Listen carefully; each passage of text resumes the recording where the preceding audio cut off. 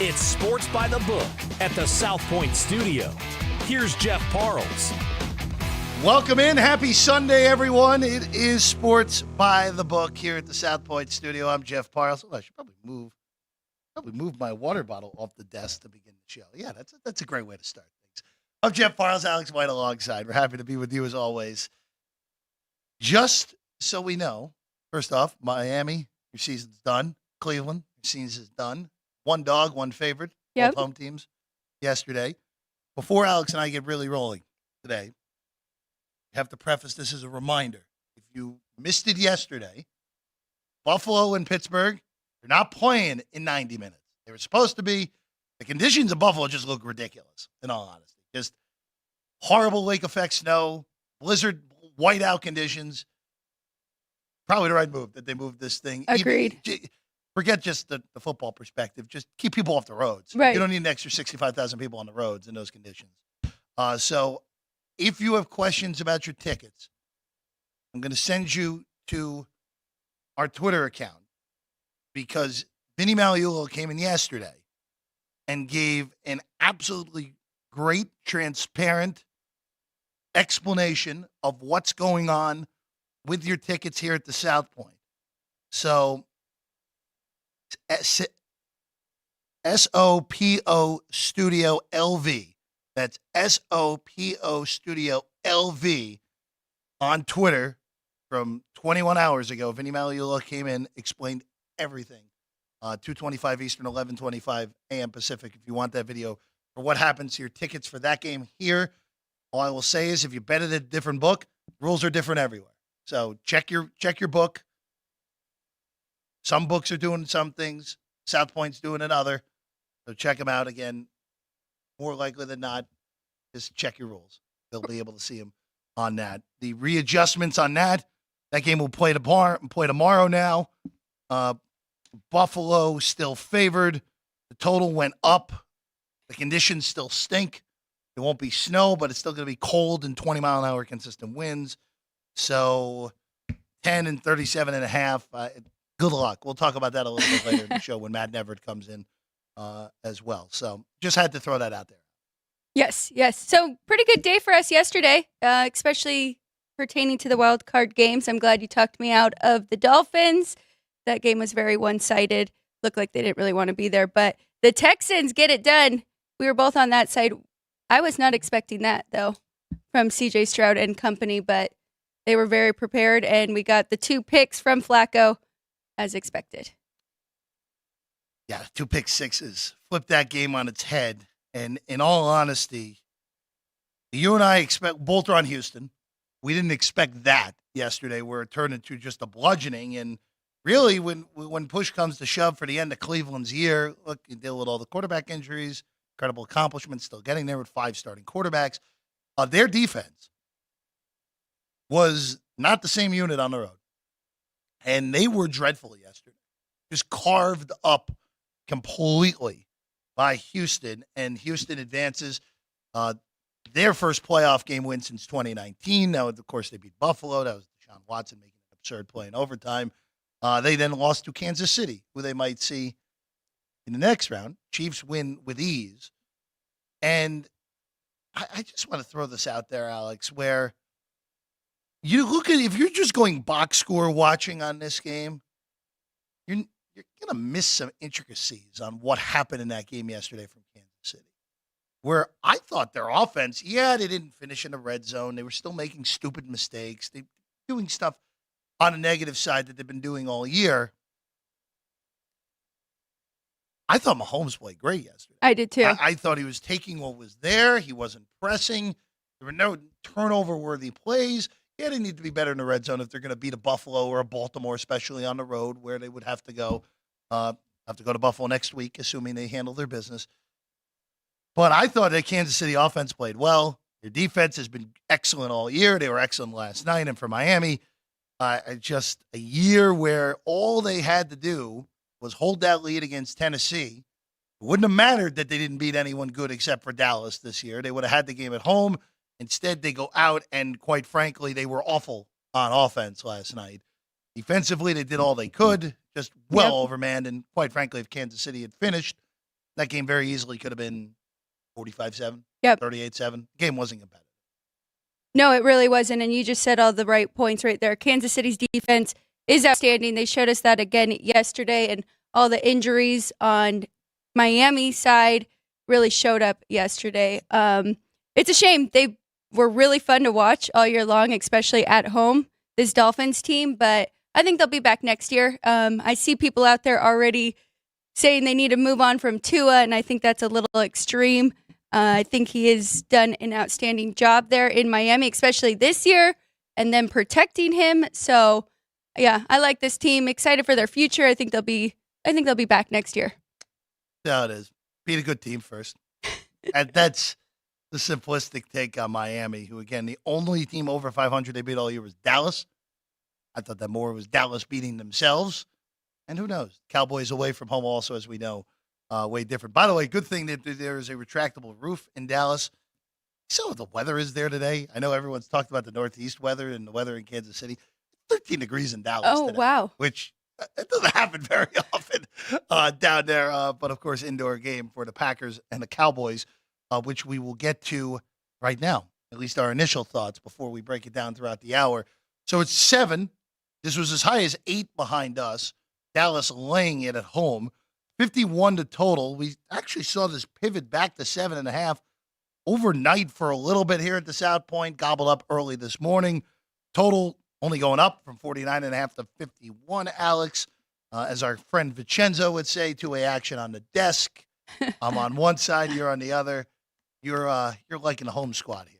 Yes, I am, especially how Dallas has looked at home all year long, averaging 40 points at home this year compared to 20 on the road. And then on the flip side, I talked about this early in the week, but this Green Bay Packers defense, led by defensive coordinator Joe Barry, they have not been great down the stretch. We saw them against Tommy DeVito, where they lost that game to the Giants. Baker Mayfield had a perfect game against them. Bryce Young put up 30 points, him in that Panthers team. And then, of course, Justin Fields and that offensive coordinator was just fired. But so they haven't done great down the stretch here. I think bottom 5 defensively. So I think the Cowboys are going to have their way. I did lay the 7 with the home team here. And after we get your point, we can kind of talk about the total and which way we lean there as well. So we have different numbers here. I took the hook. I took the 7.5 earlier in the week. I might go back and take, if we get 7.5, and I think we will get 7.5 again, because we're starting to see at least one of them. One book is at 7.5 now. National book, big properties on the strip here at Vegas. Superbook has 7 even. So getting to the point where you might start seeing that creep back to 7.5 as well. If we get back to 7.5, I'm going to take some more. I'm not going to be able to help myself. Now, Dallas, the numbers speak for themselves at home. We know this. They're the best home team in the NFL. They went 8-0. They bludgeoned a good collection of teams at home. Now, granted, you look at their home games, the best team they played at home this year was the Lions. Should have lost that game. And total, the refs totally screwed the Lions with the wrong player getting announced. We all know what happened on that one. Total nonsense. And part of the reason we have Dallas playing Green Bay today, and instead of playing Detroit, or playing the Rams, get to Detroit and the Rams later, which is prime time tonight. But this thing for Dallas at home is one thing in the regular season. Now we're in the postseason. Now this is where the old Mike McCarthy tax comes in. And I think Mike McCarthy, all in all, had a really good year. I think he's a good play caller. His offense has been significantly better this year with him calling the plays as opposed to Kellen Moore the last few years. But at some point, it should have bit him in the Detroit game. The clock management coupled with the play calling late in the game gave Detroit extra time, and it should have cost him. He should have lost that game. He does something like that in a playoff game, he's not going to survive it. You're not going to be able to get away with it, no matter how much better you may think Dallas is than Green Bay, or think Dallas is better than Detroit if that's the next round matchup, whoever they end up drawing if they win this game. If this game is close, it favors Green Bay. I know that's weird to say about a team on the road, but there is a coaching advantage. Even though LaFleur has had his problems in the postseason, still aggravated about him kicking that field goal in that NFC title game against Tampa down 8 with 4 minutes to go. So I'm on the Packers. I like Jordan Love as well. There's really no pressure in this game for Green Bay. That's right. Not supposed to be here. Big underdog. Supposed to lose. Win this game, you go on the road, you're supposed to lose next week as well. So kind of a free roll here for the Packers in a year where win total was 8.5. Supposed to miss the playoffs. They're projected to finish last by the betting markets going into the year. Actually, their win total was 7.5, I should say. It's a free roll. Total free roll for Green Bay being here. And Jordan Love has played very good as of late. Been 9 excellent passing touchdowns to 0 interceptions in the last 4 games. But he does have 11 on the season. I'm interested to see how he does in this spot. I should have brought this up earlier, but quarterbacks making their first playoff start 23-38 against the spread. Now we can make that 24-38 because CJ Stroud just got his first win in the playoffs yesterday. But it should be a good game. I mean, that's why I want to talk about the total too, because numbers do lean to the over. And if you think that Green Bay is going to be able to move the ball and put up some points, I think this might be an over game as well. Wouldn't shock me. Definitely don't want the under. Now, right. I don't have a play on the total. There's nothing there. Actually, I'll ask you this. Would you look at team totals here? Since you like Dallas, would you be more inclined to actually take a Dallas team total over in this game as opposed to just taking the full game over? I don't know, because Dallas's team total, I think it's like 28.5, something pretty high. What's interesting to me is the Packers team total is only 20.5. Okay. And that's a little more intriguing to me because I do think they'll hang in here. But yeah, neither of those really stood out to me a lot. I'm just on the home team here to cover. So, and I don't have a play on the total either because, I mean, you can make a lot of cases. Packers averaging 25 points a game on the road, third best. Cowboys 5-2 to the over at home.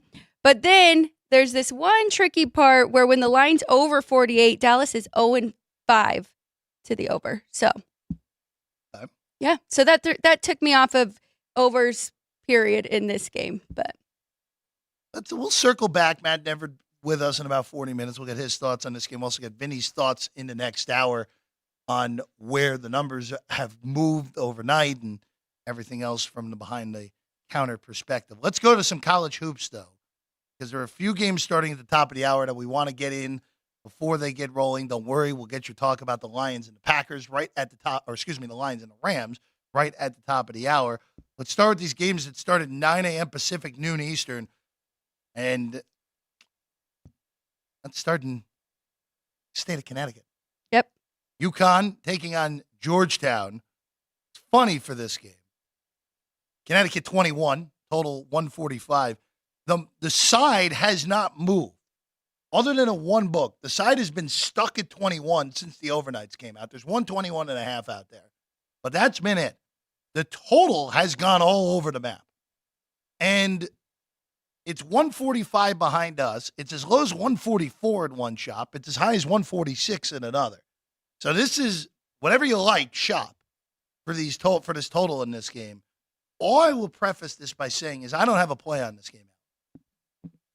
But I have been inclined to take UConn overs in these mismatches where game against Xavier went over the other night. Butler game went way over last week. Yeah, I know that St. Paul didn't help me enough in that other one. That didn't go over. But in non-con, in these totals in the 150s, they were going over. Now we're back in the 140s. Now, the only way Georgetown can realistically stay in this game is if they grind this thing out, which they play slow. They're 265th in the nation in tempo. They are awful on defense, though. And this is the type of team that UConn, if UConn's going to roll 100 up on someone, even in a slower paced game, they could do it against that Georgetown defense. I would only lean to the over. I'm not getting there, though, because the outs here in Vegas, the better numbers are outside of Nevada. Right? Those 144s and those 144.5s are outside of the state of Nevada. If you're out there, I don't mind going over those type of numbers. Absolutely. So I didn't even realize it moved up this much. I grabbed over 142.5 last night because I'm with you. Perfect. I think over is the way to go here. UConn 3 straight overs.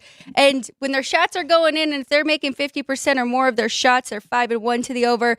And then we saw, you already talked about Georgetown, TCU, Syracuse, Creighton, Seton Hall. They had no problems. They all shot over 52% in their games against them. So I like the over. I think 145 is still okay, but I do agree with you. Shop around and try and get the best number if you can get 144.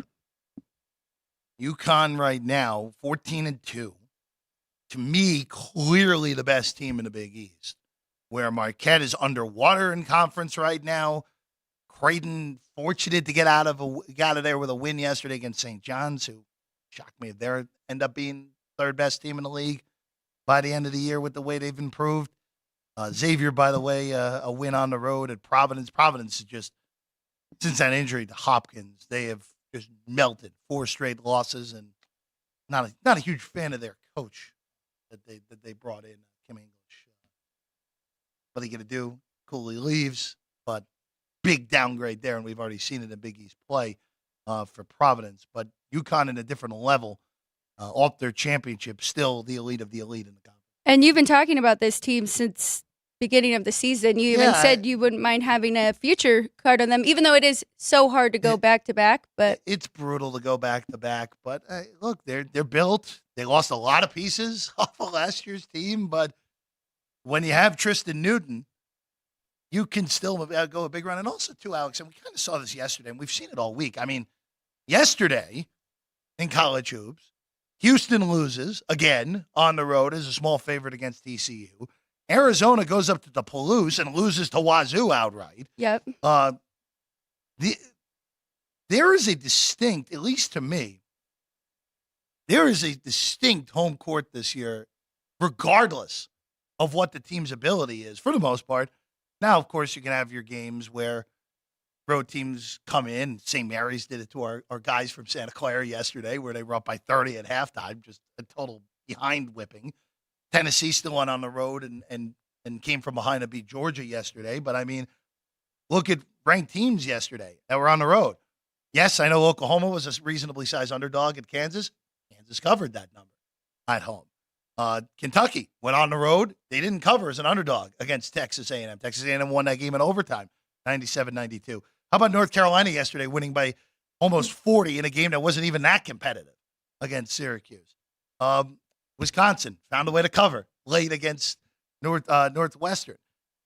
New Mexico pummeling San Diego State after the first 15 minutes of the game.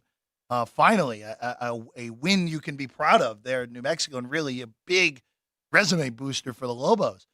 I just think there's a distinct home court this year across the board that even teams that don't have the greatest home court advantage should get at least brought up to me a half point, because the talent gap is so much closer than usual in college hoops that just being at home actually I think means more now. I don't think we can talk about it enough, because you're right. It is such a big factor in these games, and we're seeing it more and more as the season goes on. And you mentioned factor, you have the crowd there, and then it also kind of helps you with the refs and the calls that they make. Hurt. So, yeah, we're definitely going to keep tracking this and seeing. And then we've talked about it off air too, kind of staying off those road favorites, right? Right now, we're looking for those home dogs that we really like. I do have one coming up later too that I like today. By the way, Purdue yesterday, no problem. They annihilated Penn State yesterday. We knew that. We knew that? Bounce back spot. They were going to come out. Yeah. Well, Penn State did end up covering, didn't they? Weren't they getting 18.5 when it was all said and done in that game yesterday? Let me check that. Sean, you ended up betting the over in that game. Yes. That got there. On Purdue. You are right. So it closed 18. Penn State covered by 1. Yeah, they covered. Went down 20 at halftime. Got there. There is some merit to taking gigantic underdogs in conference play still with that one. By the way, West Virginia, that was one of the rare Big 12 things that actually worked yesterday for me. West Virginia won outright against Texas. So still look for those pod plays that still look pretty crystal clear, where Texas had the dramatic win in Cincinnati earlier in the week, had to play a second consecutive road game on the East Coast. And West Virginia, who by every account is the worst team in the Big 12, actually basically went wire to wire in that game, winning by 3 against Texas. All right, other game at 9 a.m. Pacific, noon East to the Big Ten. We're waiting on Michigan State. We're still waiting on them.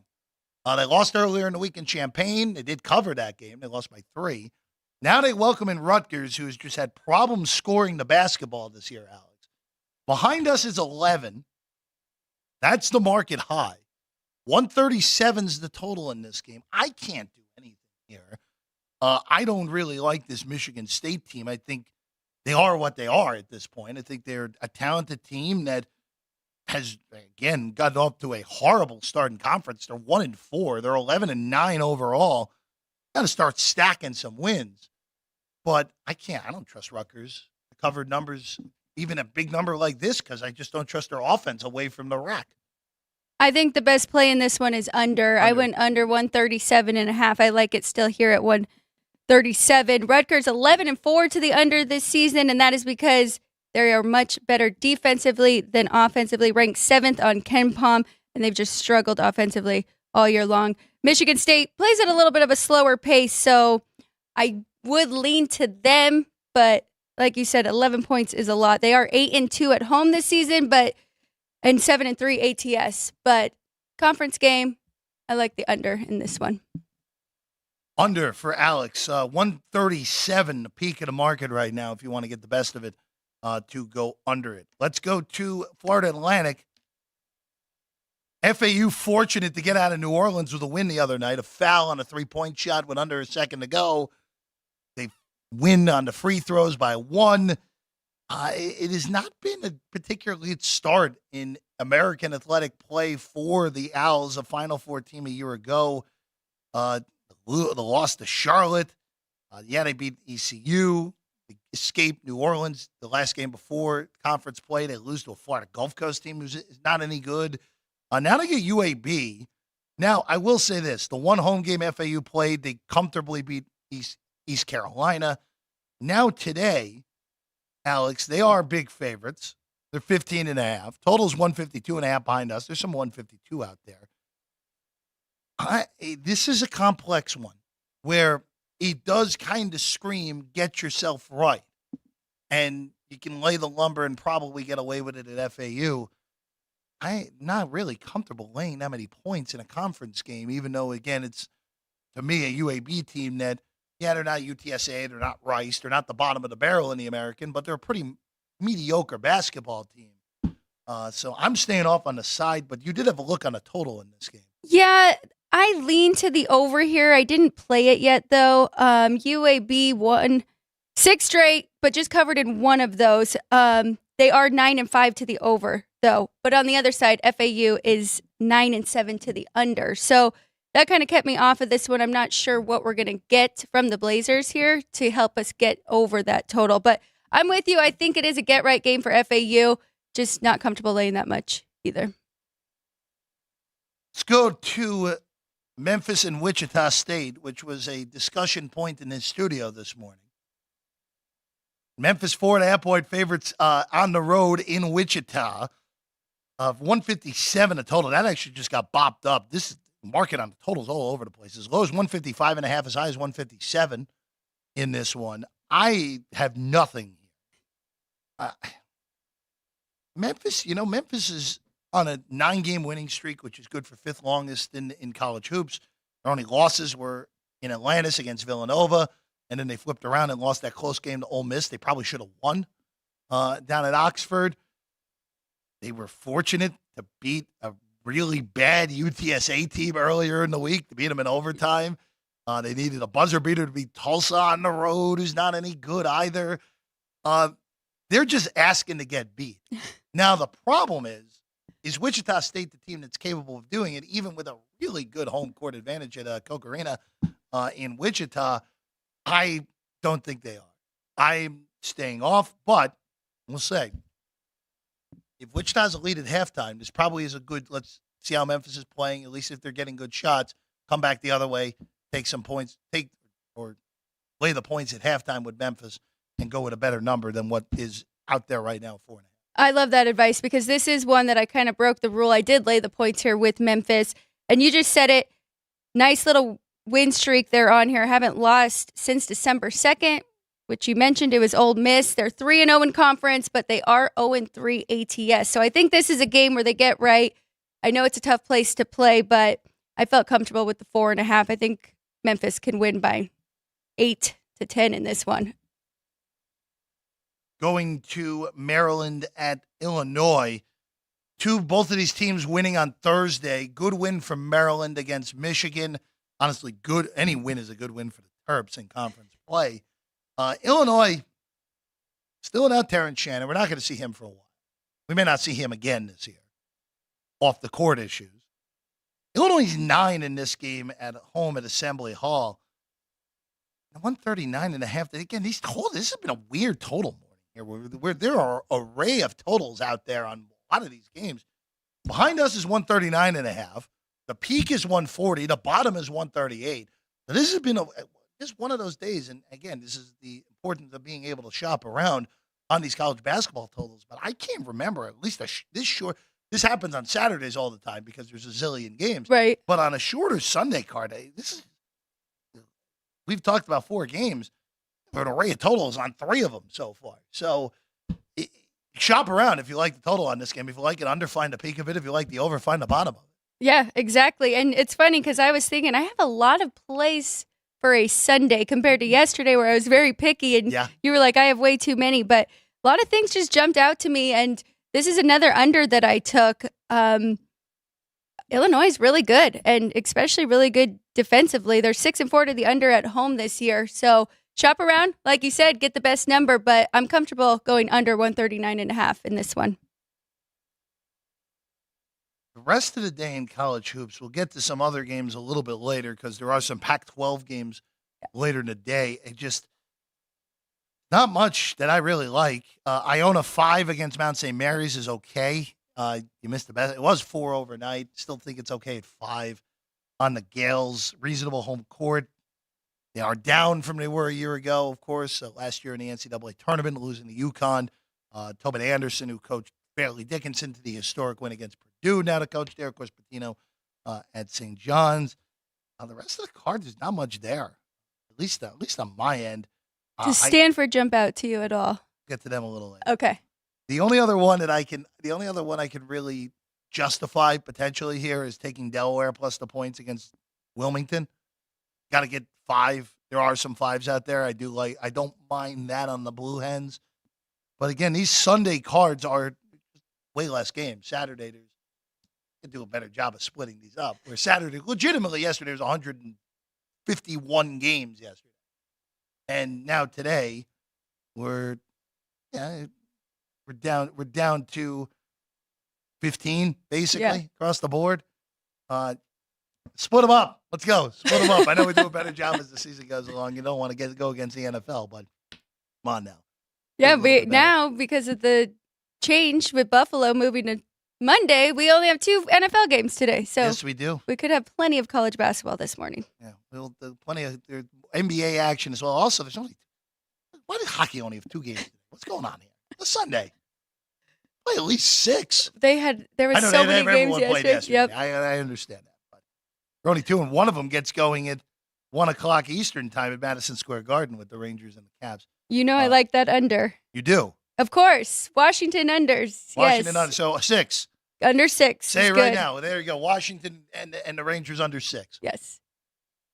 That's been historically great with Washington, but it's been good this year. It has been very good this year. And we have 2 really good goalies going.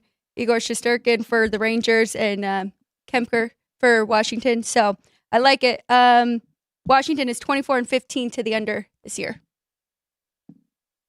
And that's it. That's my only hockey. Nothing on Detroit. No. The original 6 is playing in Toronto today with a total of 7. Great. 7. Good 7. Always love seeing that in the NHL. Yeah, it hasn't gotten there very often this year. We've seen some very high-scoring games, but it's very rare that it's on the ones where the totals are set at 7. If I was to do anything, I'd probably look at the puck line here with the Red Wings getting that 1.5.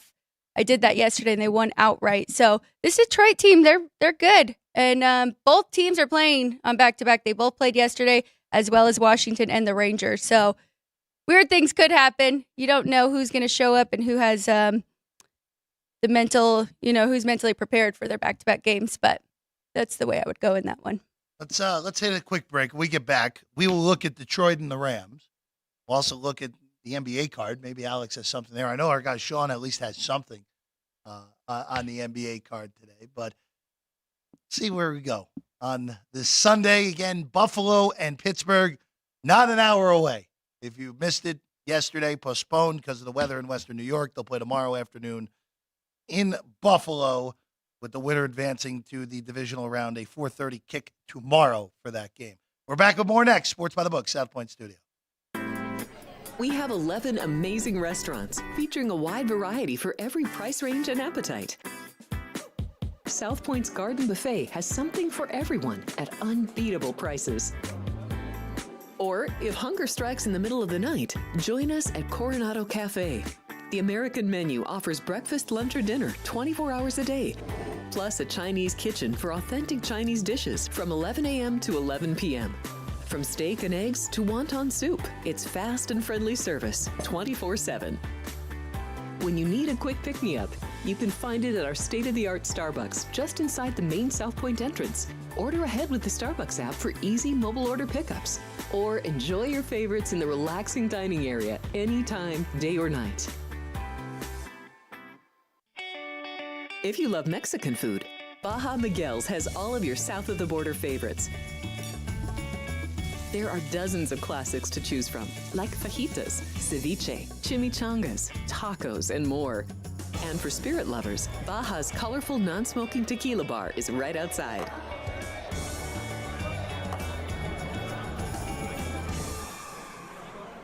Or maybe you're in the mood for seafood. Big Sur Oyster Bar has fresh seafood prepared right before your eyes. Savor freshly shucked oysters, crab legs jambalaya, shrimp and lobster. Beers on tap and a selection of fine wines are perfect to pair with your seafood favorite. Whether lunch or dinner, you'll love this fun atmosphere, located just off the casino floor. Ready to shake things up? Step back in time and treat yourself to one of the oldest restaurant chains in the country. Steak and Shake, famous for original mouth-watering steak burgers and hand-dipped milkshakes in a variety of flavors. For some old-fashioned fun, try Steak and Shake.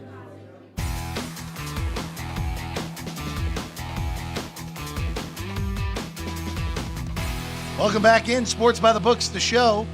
South Point Studio. I'm Jeff Parles, Alex White alongside. We'll see our friend Vinny Magliulo in a few minutes. Matt Neverett as well coming along. We'll actually be able to talk with our friend Matt Neverett, who you've seen a little more of moving forward here on the program. Of course, in town, play-by-play man. Hear him on UNLV football, Yes. on the local television here. You hear him, Aviators as well. I'm sure I'm forgetting things because Matt does a lot of work. He does. And he does a great job Yes, on he both does. of those. Yes, he does. We'll be hearing from him in a little bit. His thoughts on the NFL and more as we get going underway with those college games we were talking about. Michigan State early 2-0 lead. Georgetown, there you go. If you bet Georgetown to have the first bucket of the game, congratulations, you're home against UConn with a 2-0 lead for. Might and get to Cooley's talk squad. some in-game again like we did yesterday with these, so that'll be fun. Well, it was a shame we were not on the air when Tennessee fell down by 10 in the second half against Georgia. That's one thing I actually did get right. See how it all plays out here in college hoops today. Now, I before we go to the Rams and the Lions, I do want to just touch quickly on the NBA. I've said this on this show. If there is an NBA bet pre-flop that I make, please check on me because that means that something has gone wrong. Because in the regular season, unless if there is just such a ridiculous spot or something that the number's way off, which doesn't happen very often, I don't play much. The games today in the NBA: Denver's 10.5 against Indiana, 240 to total. Miami's 8.5 against Charlotte, 8.5, 224. Clippers 2 on the road against Minnesota. Good game in Minneapolis today. Sacramento's 4.5-point dogs in Milwaukee, and Portland is 11-point dogs at home against Phoenix. Yeah, so since we've been doing so much college basketball, I haven't been betting a whole lot of NBA either. But yeah, you're right. That Clippers-Minnesota game definitely stood out to me. Have to keep an eye on that one. But right now. We'll jump back into it, especially with NFL slowing down. We'll get some more NBA bets coming soon. Going back to the NFL. By the way, real quick here on the NFL mix here. You missed it earlier. Alex on Dallas. I'm on Green Bay. Lean to the over for both of us. I didn't say that officially, but it is a lean to the over, even though the total has gone up. Would be surprised if that is a low-scoring, grinded-out game. To the late game we go with the Rams on the road at Detroit. Lions' first home playoff game in 30 years, and they welcome in, of course, Matthew Stafford. Isn't karma funny sometimes? 3-point favorites, 53. So the total's been hit up here now from 52 to 53. Toggler between 3.5 and 3, Alex. What are we looking at here now that we're on the day of the game?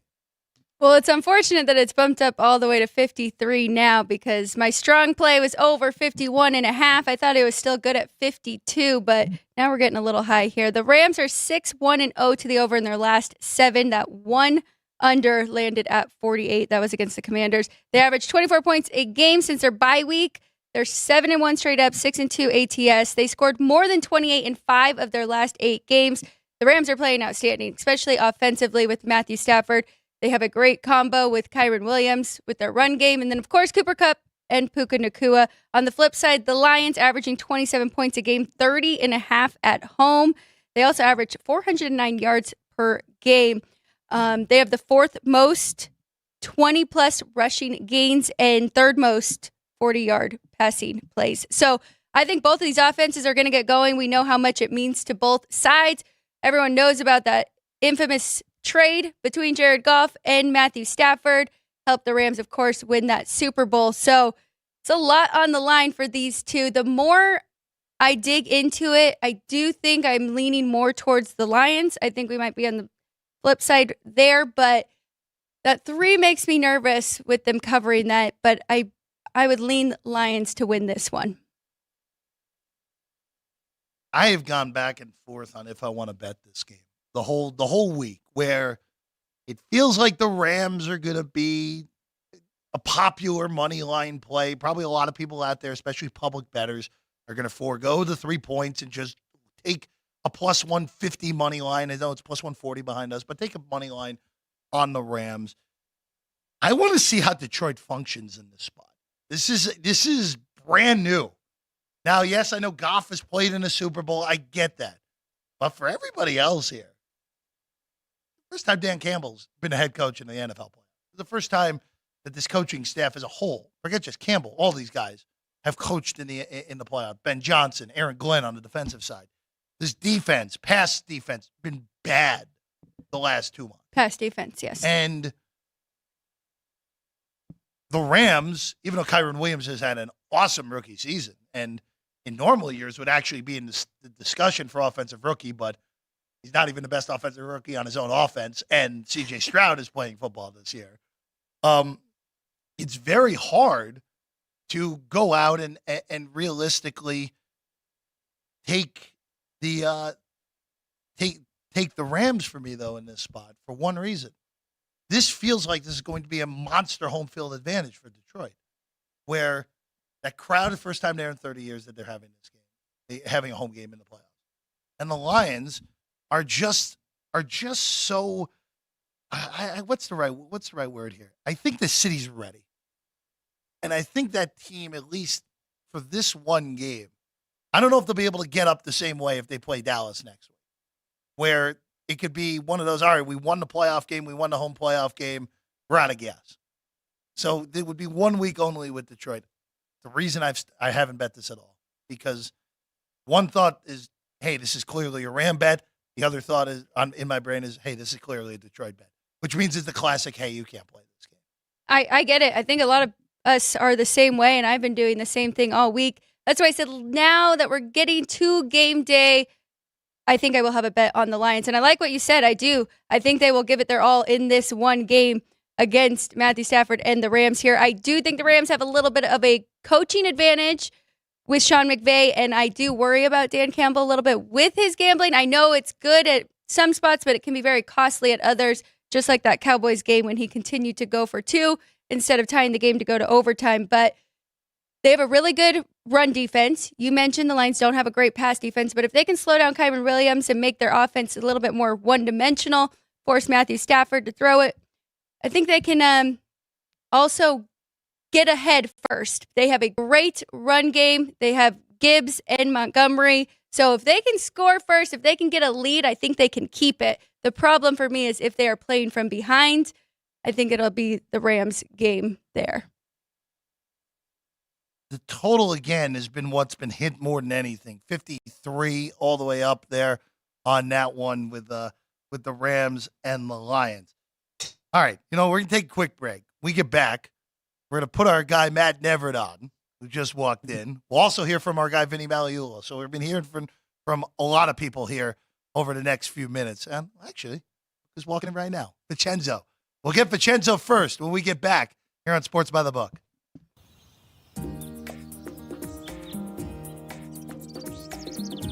South Point is also proud to provide a variety of relaxing amenities for the guests who want to be pampered. Soak up the sun and let your stress melt away in our lagoon-style paradise swimming pool. A relaxing getaway where you can bask in the desert sun and enjoy seasonal food and bar service poolside. And if you really want to escape, come to Spa Costa del Sur. From couple suites to a co-ed wet area, our spa caters to business and leisure travelers who want to unwind and elevate their senses. A visit to one of our spa's steam, sauna, or whirlpool treatment rooms will leave any guest feeling like they can take on the world. Our gaming amenities include over 60 table games and over 2,600 of the most popular slot and video poker machines. We have penny slots, including the popular Buffalo games, and real machines like Wheel of Fortune, Triple Sevens, and Megabucks. If you prefer video poker, try Deuces Wild, Double Double Bonus, or a variety of multi-denomination games.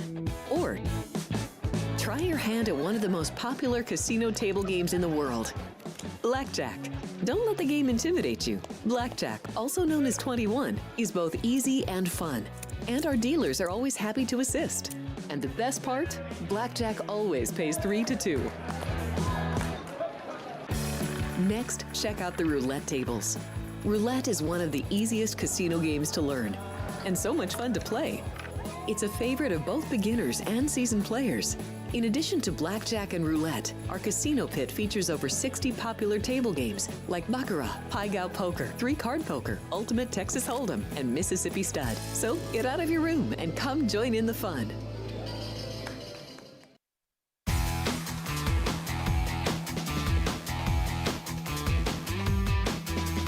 Welcome back in at Sports by the Book here at the South Point Studio. I'm Jeff Parles. Alex White's here, and the team player. That's right. The hair. Here I am. The Hall of Famer. Vinny Magliulo is here. Jeff, Alex, what's happening? Team, how's everybody?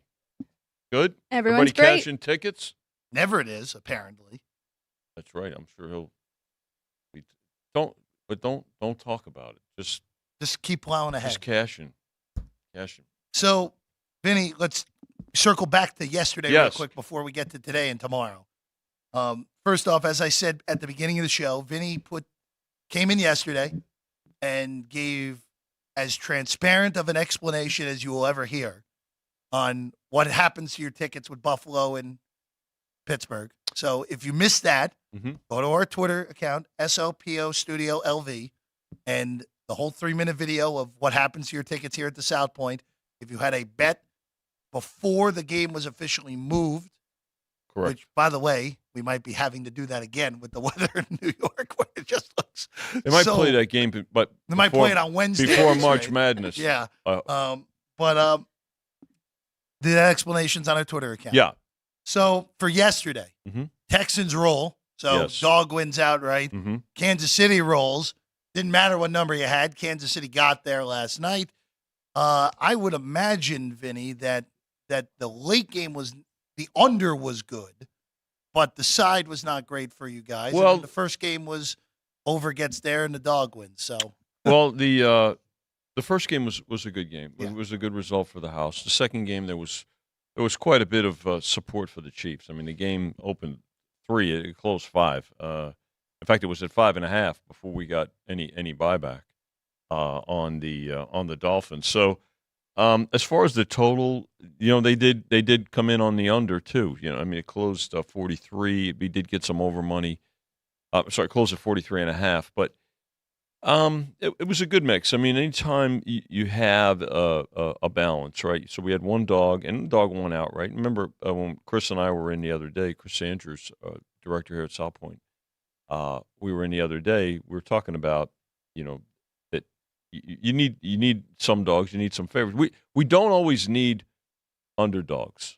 I mean, and when you have a weekend like this where there are 6 playoff games, which draw enormous betting interest, not just amongst themselves, but tied to other sports as well, right? Full-on NBA cards. Believe it or not, yesterday, every NHL team, all 32 teams played yesterday in the NHL. College basketball, we had an enormous schedule yesterday. So there's a lot of cross-sport activity as well. So the reality is, from our side of the counter, is we need that balance.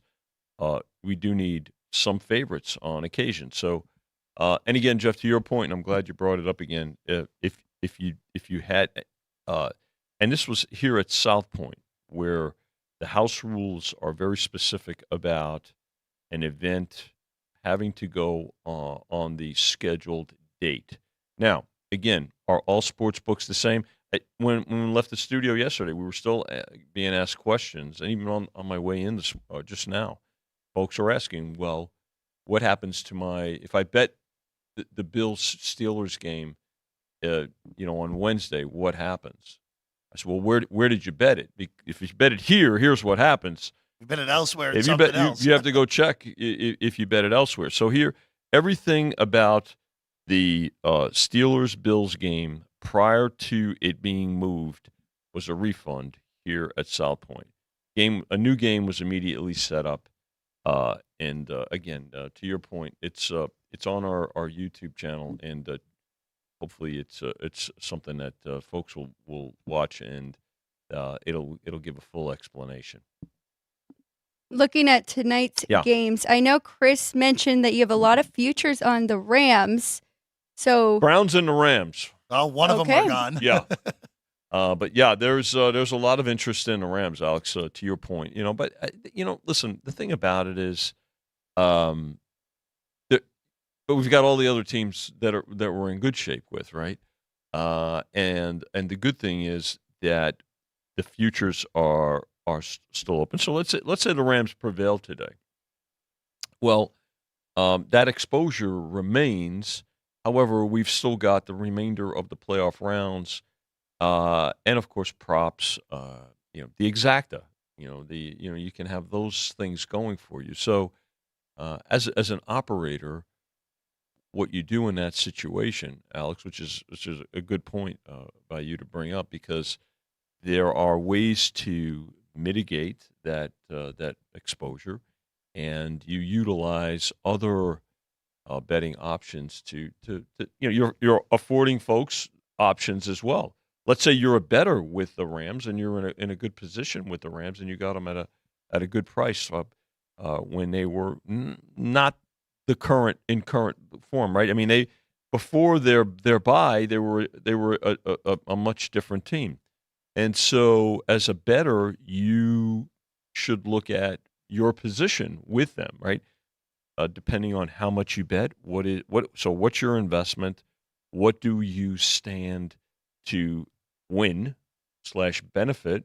And is there an opportunity for you to do something with either other futures, other proposition bets, other games, and things like that? So put yourself in a good position. And if you listen, I know people that'll say, you know what, I really am, I'm bullish on them, and I'm going to stick with them. I'm going to ride it out, or even I've seen people press it up even in some cases. But if you've got a good position with the Rams or any other team for that matter, I actually have somebody I know that has a really good position on the Ravens.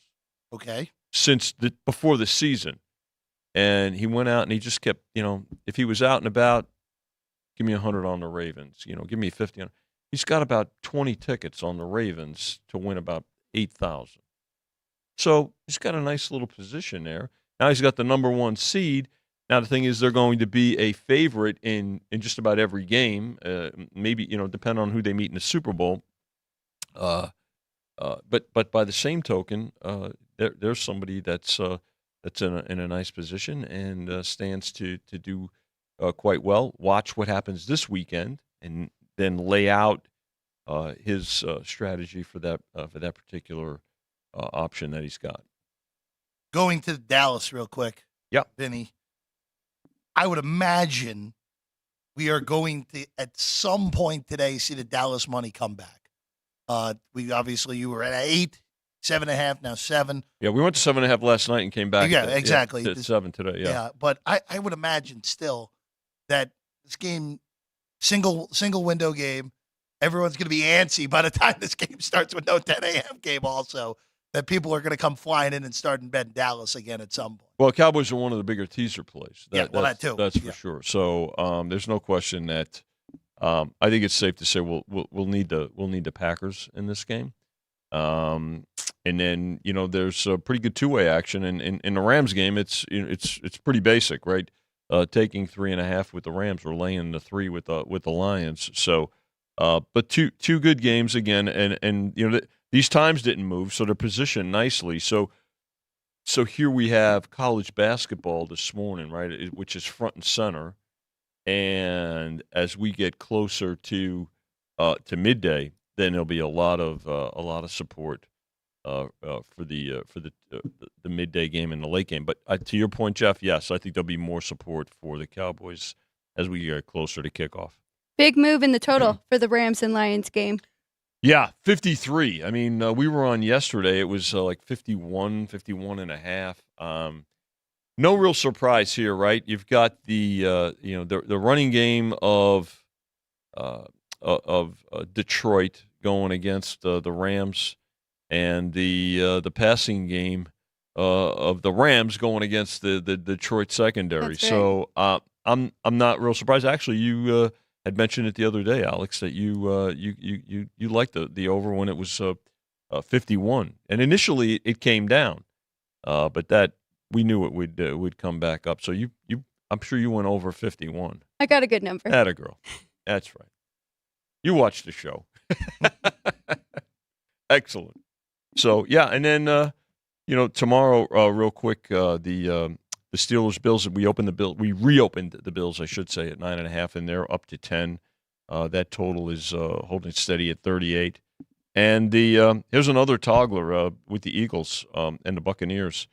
When we get to 3, taking the 3 with the home dog, Bucks, and then laying 2.5. Right now we're at 2.5, and this total's 43, holding pretty steady right now. So going to tomorrow real quick, like you just Yeah. mentioned, A.J. Brown's out. Could very easily not see A.J. Brown again in an Eagle uniform, period. I think he had surgery. Did he have arthroscopic surgery yesterday or something? I saw something, maybe quick scope, a blurb on the way in. Regardless, he's not there tomorrow. He's gone.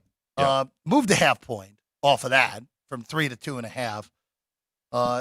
Vinny, we'll be able to have this conversation tomorrow when we get closer to kick. And honestly, now that we go doubleheader across the board, it's going to be interesting to see how this one moves, at least that like in the hour preceding the first game tomorrow as well. Yeah, good point, Jeff, because now let's remember this. There'll be carryover for that game just between the two games tomorrow. But don't forget, that's also the 6th game of the playoffs, so everything is going to be going to it. And again, the carryover impacts the number as well because it impacts the exposure. So again, if we get a good balance of dog and favorites, dogs and favorites leading up to that game, certainly probably a bit more stability. You'll probably see the toggling that we've seen so far, but it may go through 3 tomorrow, but I'm not so sure that's going to happen. All right, Vinny, we'll let you go back to work. I'm going back. We'll let you go back Behind to the work. counter. Vinny Magliulo, All right. everyone. We're going to take a quick break ourselves. We'll be trading spots. Hockey shift time. Matt Neverett joins us on the desk. Next, Sports by the Book. If you're celebrating a special occasion or just love fine dining, you're in the right place. Come experience the crown jewel of South Point restaurants, Michael's Gourmet Room. Welcome. With over 600 different types of wines and magnificent dishes prepared tableside, you'll revel in the rich classic Vegas decor and the best black tie service in the world. This intimate gourmet room has earned accolades galore. Come to Michael's Gourmet Room for an unforgettable dining experience. Another famous restaurant is the Silverado Steakhouse, where you'll find the charm and service that discerning patrons require. From top quality steaks and chops to fresh seafood and desserts, you'll love the award-winning wine list and menu at Silverado Steakhouse. Steak lovers have even more options with primarily prime rib. Catering to hearty appetites, the menu features a variety of flavorful prime rib cuts, dry-aged to ensure tenderness, and then seasoned and slowly roasted. Although prime rib is our specialty, it's not the only thing on the menu. There's something for everyone. And if you're craving a taste of Italy, come experience delicious Italian cuisine and the attentive service at Don Vito's. Our culinary team starts with the freshest ingredients and transforms them into traditional favorites. And don't forget Italian desserts. Don Vito's. Savor the taste of Italy. Finally, if sushi is more your style, join us at the popular Zenshin Asian restaurant and sushi bar, where we're serving up the freshest sashimi, nigiri, and sushi rolls. And beyond the sushi, an exciting contemporary Asian cuisine menu, plus a variety of specialty drinks, Japanese and domestic beer, wine, and sake. Balance your hunger with Zenshin.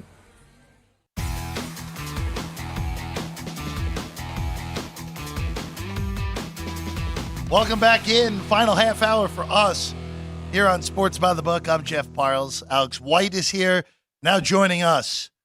And you know what? I'll just go out and say it.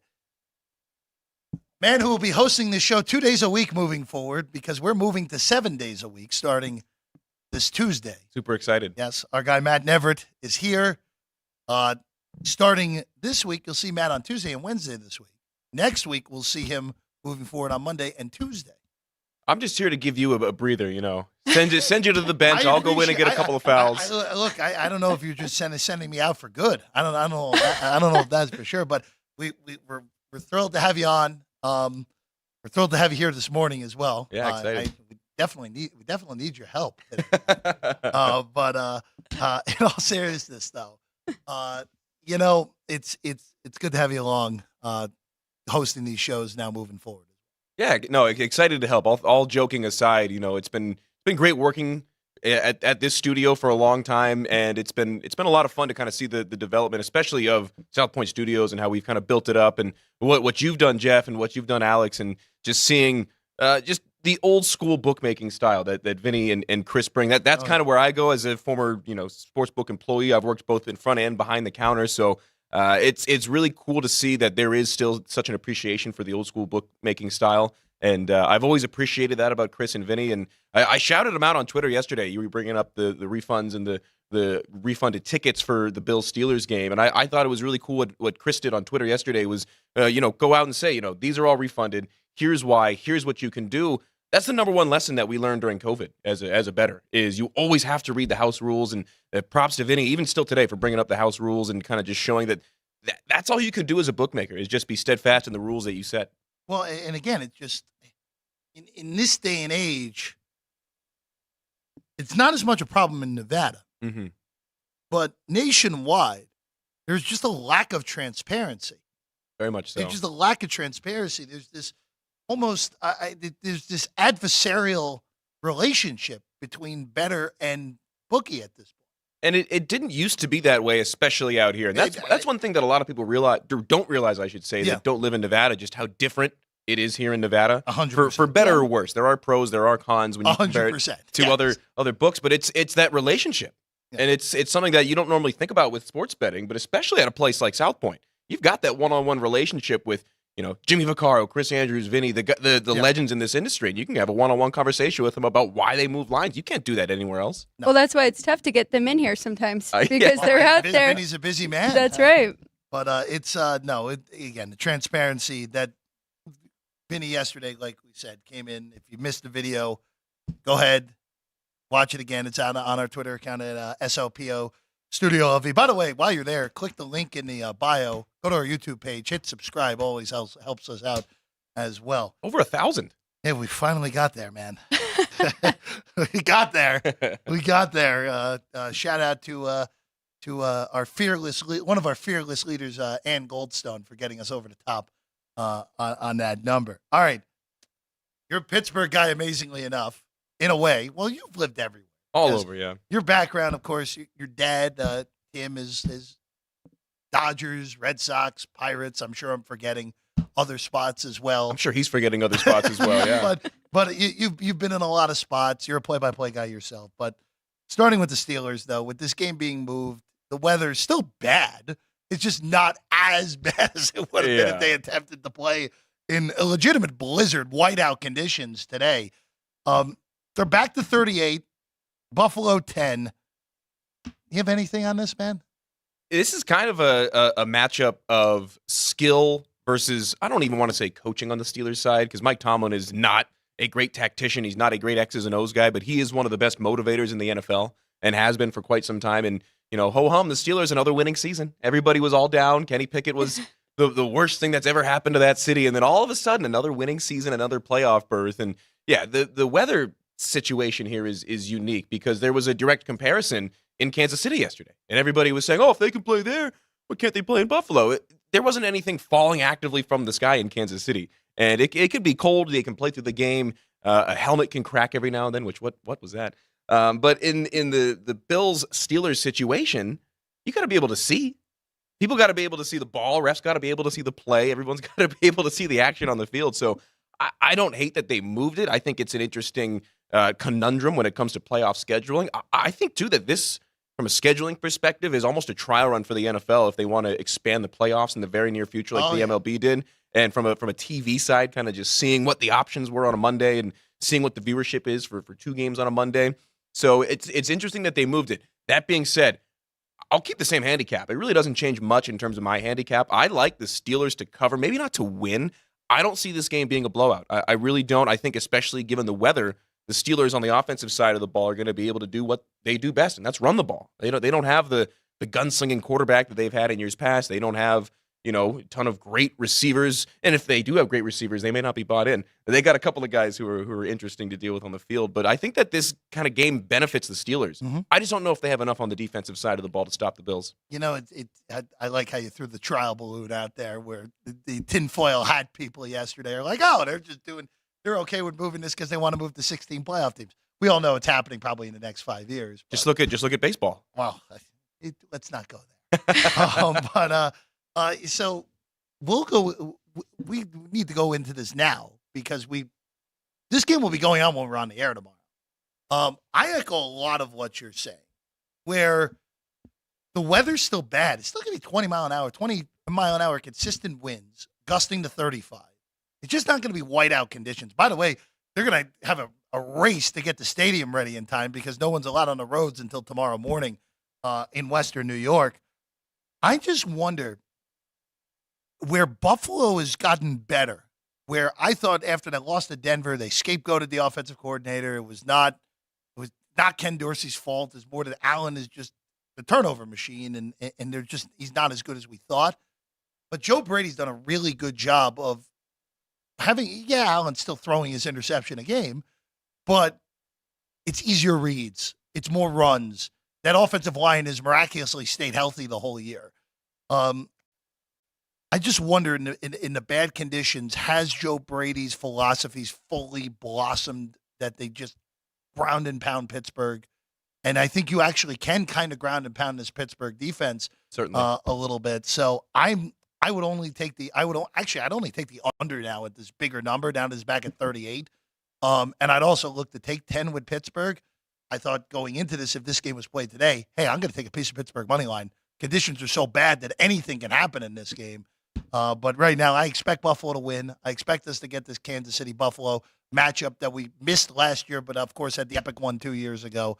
I think under now that the total's gone back up, I think under is the best play in this game. I completely agree, especially with the wind still being at least 25 miles per hour. So we will see more run from both these teams, which you mentioned it. Steelers have been very good. We keep talking about Najee Harris and Jalen Warren. Warren, yep. And then on the flip side, the Bills with James Cook, they've been very good. Like you said, switching their game plan for Josh Allen to help accommodate him and not throw so many picks. I made it 10. I think 10 is the right number here. I did make a couple bets on some other sites, so I'm stuck with those, but I teased the Steelers up to 16. I'm pretty comfortable with that. I think they can cover. To your point, Matt, the Bills haven't covered as a double-digit favorite this season. They're 0-4 when being double-digit favorites. And that's definitely something to keep an eye on because they're one of those teams where we know who they are at this point in the year. They're not throwing us any surprises. The one thing I will say in regards to the total, I thought it was really interesting to hear Andy Reid talk about the game plan yesterday post-game, where he was saying that, you know, there aren't very many quarterbacks that can throw the ball as often and as deep as Mahomes did in that game in that kind of weather. Well, who's the other quarterback that's in Patrick Mahomes' realm in terms of arm talent in these playoffs? It's Josh Allen. Absolutely. So I wouldn't be surprised to see the Bills throw more than we think. And I was really struck by that Andy Reid quote yesterday, and it kind of stuck with me when looking at this game. I could see a little bit more. I do lean under. I was on under in the Chiefs-Dolphins game yesterday, and you take those two offenses, and they're way better combined than you're looking at this game here with the Steelers and the Bills. So I like under, especially if it gets bought up to 39. If you can get it under 39 somehow, that would be a really, really good play in my book. And to your point, Alex, I love the Steelers as a tease leg today, or tomorrow rather, for sure. We up to 16.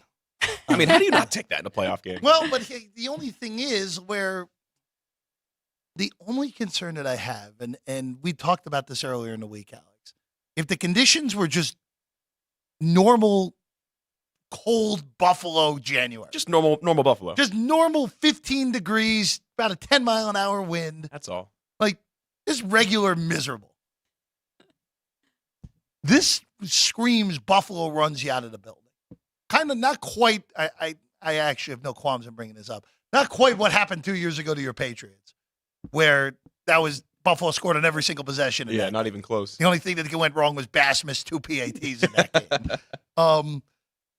We forgot to mention TJ Watt is still of course. out. TJ so Watt's with not playing. that too. Steelers have only huge handicap. Steelers are 1-11 without Watt in the 12 games he's missed over the last few years. But it does normal conditions scream Buffalo wins this game by 17, 21. Mm-hmm. Like we know what they are. They bully these bad teams. They have in this era with Josh Allen and Sean McDermott. But these conditions still, even though they're not as bad, equalizer to me. Again, I'm with you. This gets to 39. We're taking the under in a big way, and if they get there, they beat us, so be it. And I've been on the Steelers for the last week since this matchup was announced and it was opened at 10.5. It's just so hard to lay double-digit points in a playoff game. I don't care that it's Buffalo. I don't care that they're playing at home. It's just hard to lay 10 points. I mean, just in my own head in a game like this where the Steelers are, I will say, better than they get credit for this year, and a lot of that comes down to coaching. To go from Kenny Pickett to Mason Rudolph and to have a winning season and to make the playoffs, I mean, there is credit due to Mike Tomlin. Very good point. And in my mind and my own power ratings, I still am confused on how I have Buffalo so high. And I'm not alone because the books do as well, making them a 10-point favorite. And then that's kind of where I really landed with the Cowboys today, because comparing the Cowboys and the Bills, I trust the Cowboys at home way more than I trust the Bills this year. They've been a much more consistent team. I know the Packers have been very good as of late, but I see those two being a little bit equal. So I think the Bills is a little bit high and Dallas is a little bit low. They should be somewhere in the middle. I just want to touch on something you just said with the power ratings. And priors, we're in the playoffs. Priors should not exist at all for the most part. But, and I mean by priors, before the year priors is what I mean. I still, again, we had this conversation all year where I thought Buffalo, and again, it didn't work out because Cincinnati lost Joe Burrow midway through the year, where I thought the books were treating Cincinnati and Buffalo backwards. It ended up being that they were treating Cincinnati properly, and Buffalo was overvalued, but they were right in Buffalo being better than Cincinnati when it was all said and I just wonder with that where this league has been so topsy-turvy this year. The only two teams that have been warranting a top 3 power rating spot all year were San Francisco and Baltimore. And Go figure. Quite frankly, we kind of ignored Baltimore until it was like, whoa, they're beating San Francisco by multiple touchdowns in San Francisco. They clearly should be at worst power rated number 2 in the NFL. That's kind of what I would say more than anything. That just your numbers, like you had them, Buffalo number 2 going into the year, right? Absolutely. Yes, and a lot of books at Buffalo number 1 going into the year. So it's hard unless if you just have, and they were losing a lot of close games. It's just hard to have such a steep decline with a team that loses by 1 possession and was so highly power rated at the beginning of the year. So I get it. I don't know if it's right, but I get why Buffalo is still, again, right now going into this postseason. Most books would have Buffalo power rated number 3 of the 14 teams there. And going back to what I said earlier about the refund on the tickets on this game, it holds true for people like Alex that do their own power rankings. All you can do is stay steadfast with your rankings, with your house rules in that situation.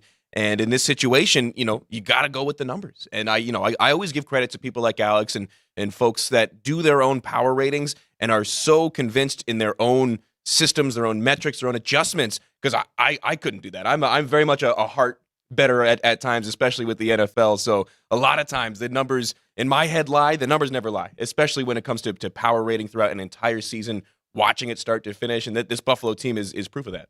It used to drive me crazy when I was younger, and I would text my dad or call my dad and say, who do you like in this game? Like this one, for instance, Buffalo or Steelers. And he'd be like, the number's just right. And I'm like, what do you mean? That just give me something. I want to go make a bet. So now that I have my own, I completely understand, and I'm the exact same way because I kind of live and die by the numbers. And when you sway too much, that's when you get in trouble. Like Washington, which I haven't let go yet. But I made it 4.5, and I decided to make a case for the dog, and that's what happens. Let's go to today. We already talked about it on these shows, but I'm curious what your thoughts are. Let's go to the first game. Yes. By the way, like I said, thank goodness for this not being the old Texas Stadium in Irving today, because it is legitimately 13 degrees in Dallas today, which don't happen too often down there. Of course, Jerry Dome for this one. Cowboys 7, 51 to total. I'm on Green Bay. Alex is on Dallas. Break the tie. I'm with Alex. Okay. I just think that this Dallas team has too much to prove. I don't think enough people have brought this up. If Green Bay goes out and beats Dallas by double-digit points, is Mike McCarthy gone? I don't think you need to even say double digits. I think if you say Green Bay goes out there and beats Dallas, Mike McCarthy is cooked. And I haven't seen enough people talking about it. It really hasn't been brought up. I think Mike McCarthy is coaching for his job. And when you get a guy in a situation like that, with a quarterback in Dak Prescott who has a lot to prove and has had to prove naysayers wrong all season long, because he's one of the most ballyhooed, hated quarterbacks by sports betting pundits in the NFL, I think they've got too much to prove. And this is a Packers team, youngest roster in the NFL, youngest offense in the NFC, no playoff experience, and combine that with a Dallas team that are playing for their proverbial careers. I think that this Dallas team has way more to prove. The other thing too is you mentioned playing it in Dallas. Perfect 8-0 at home this year. Not only that, they've won every single home game this year. Their average point differential in those games, 21.5. So they blow teams out at home. And this Green Bay team comes in super young, not as much to play for. I love Dallas in this one. So I want to piggyback on something you said. Mm-hmm.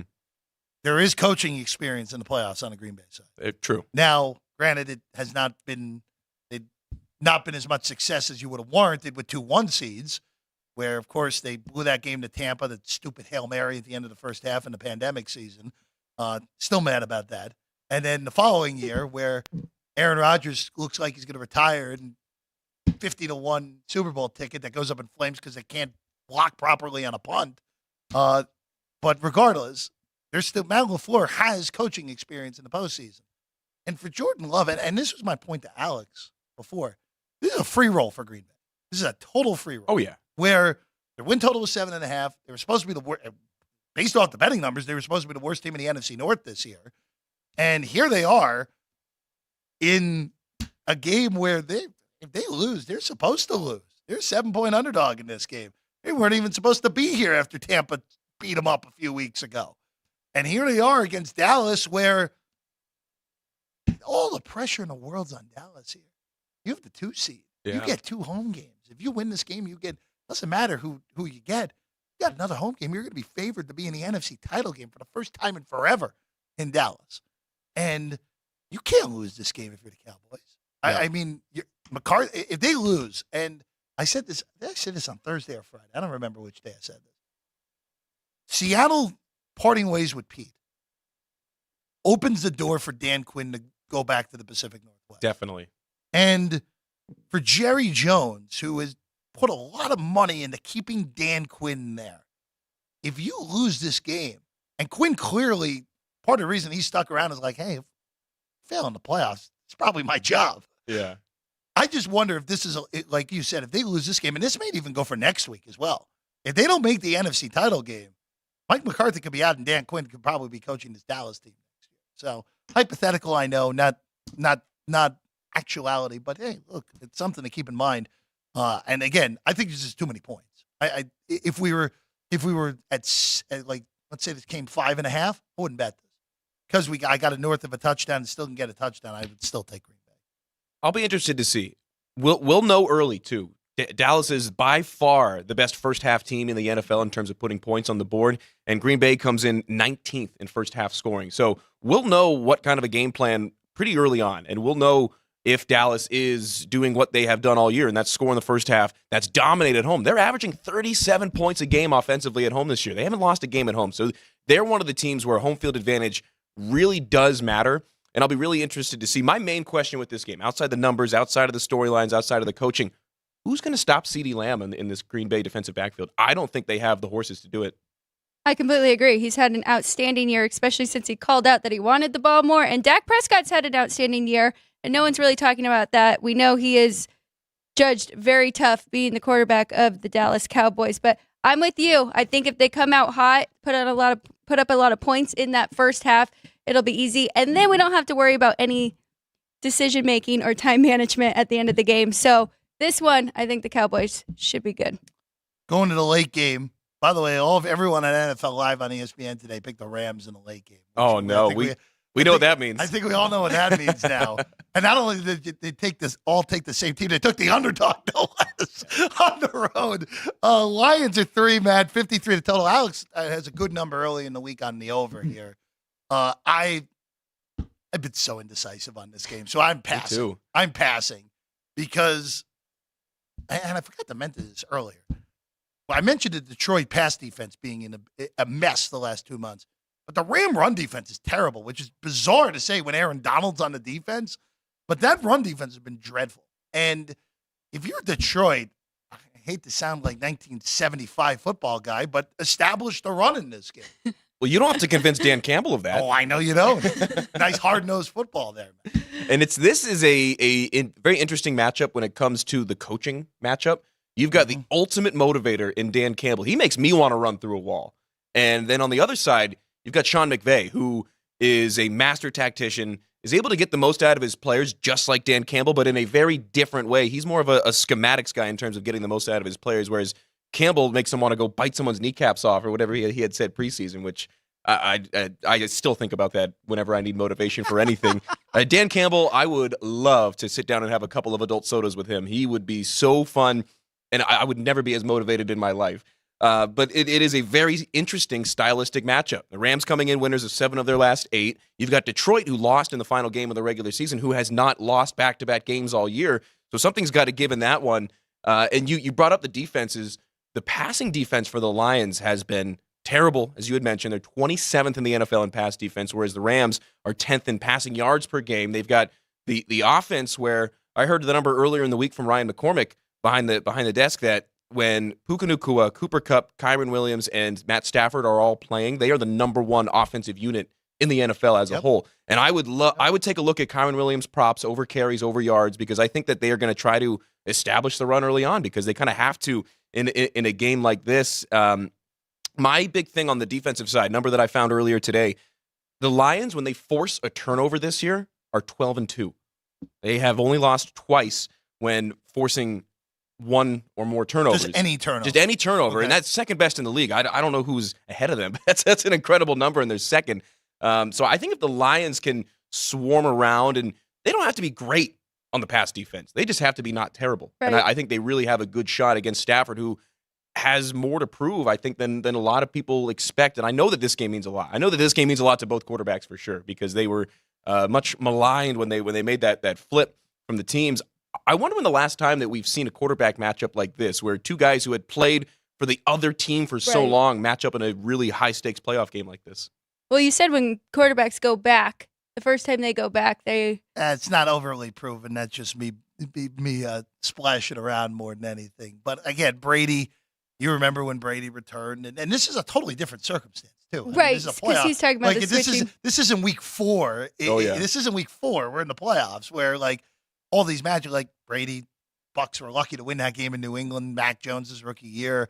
Peyton Manning went back in Indianapolis. The Colts won that game pretty comfortably on that Sunday night. However, that's over a decade ago now. How crazy God, is that? I'm so old. We all are, aren't we? I'm sure Vinny loves hearing that. But you know, it is a circumstance we just haven't seen very often, where you have this big of a reunion. Remember, these two teams played the first year after the deal. It was in L.A. Yeah. That was when the Lions were awful. Remember the first year after the trade, Rams win the Super Bowl. Lions didn't win a game until December that year.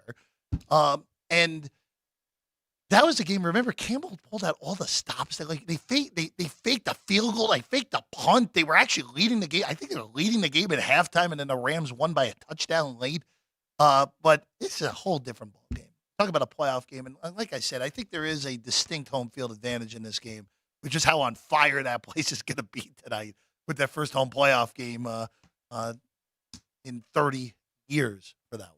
And I do think if you are a teaser player, I know you said that you would like the Steelers up to 16. The one that I like to combine with that would be the Rams. And I don't know if the Rams are going to win the game, but if you can get the Rams to +9, +9.5, if you do a 6.5 point teaser, I like that leg. I think this one's going to be close. I think the coaching matchup predicates that, and the quarterback motivation predicates that.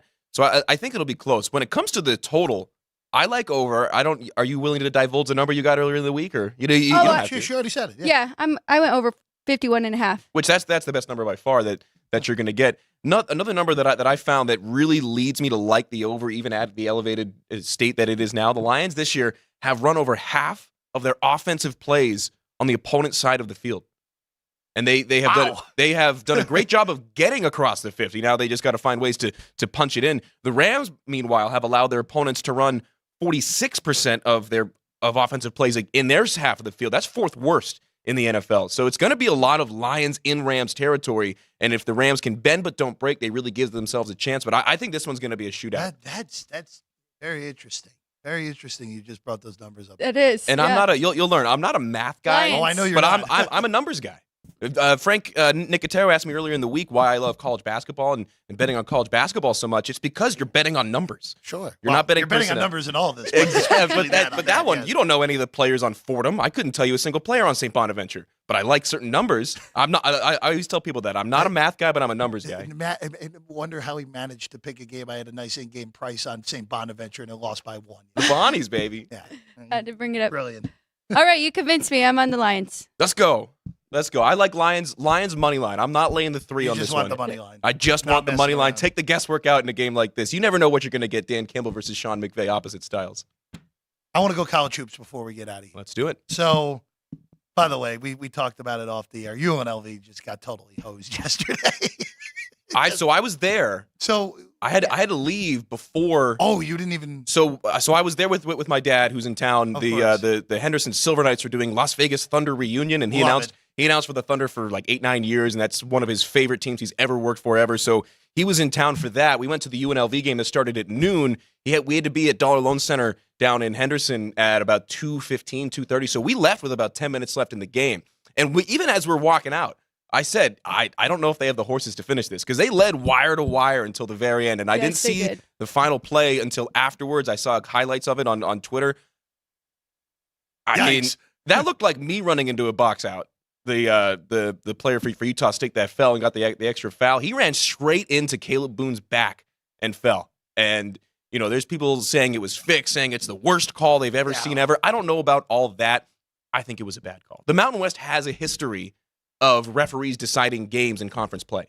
And that's been the case for a handful of years. Well, I will say, I actually thought college basketball officials actually have gotten better this year. They have over the last couple of years. I feel, not the last couple of years, because last year I thought was the worst officiating year ever. The flop warning, remember that?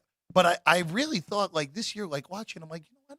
Watched a lot, all the normal amount of college hoops games, and I haven't really thought the refs have gotten, things wrong in critical spots.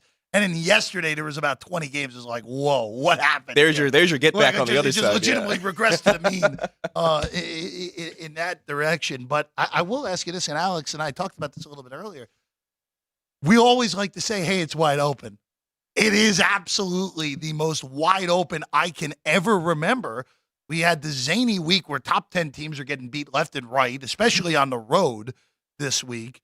You have in KenPom, Houston, 0-2 this week. They're still number 1 in KenPom, which, by the way, I'll save my thing on Houston for later this week. I am very concerned about them in the Big 12 because even as great as their defense still is, you got to be able to, I know they're efficient technically in the numbers, you got to be able to score the ball. And they have no go-to scorer like they at least had in the past that made them so good. And they run such a slow tempo. They are one of the slowest teams for years in all of college basketball. But and that leads you to, if you get down by 10 with a couple minutes left in a game, and all of a sudden you have to speed it up, they've got the horses to do it if they really, really need to in a pinch. But that's not where they're comfortable, and that's not where they're at their best. So that I agree is a really troubling sign for this Houston team that a lot of people have had some great futures on to win the championship the last couple of years, including our guy Mattress Mac. He was all over the Cougars last year. Of course but, he was. That didn't work out. It's because of their geographic location.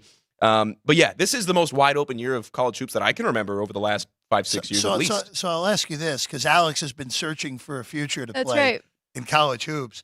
Right now, and again, it all depends on draws, because this is part of the reason where it's a little bit hard unless if you're just getting an absurd number in college basketball futures, because you could very easily end up with 2 of your best futures in the same region, and one of them doesn't even make it to the Final Four. Oh, yeah. Right now, I think UConn's still the best team in the country.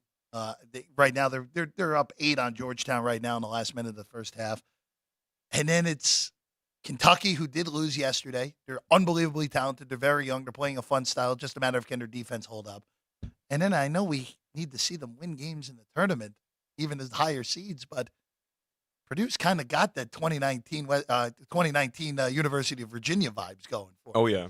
And I think a lot of it comes down to the play of Zach Edey. And just seeing his transformation from a guy who was already one of the top front court players in college basketball turning into a legitimate Naismith Player of the Year candidate and the likely winner. And for me personally, it's really interesting because I saw him as a 15-year-old at IMG Academy when I was living in Bradenton, Florida, 5 minutes away from campus.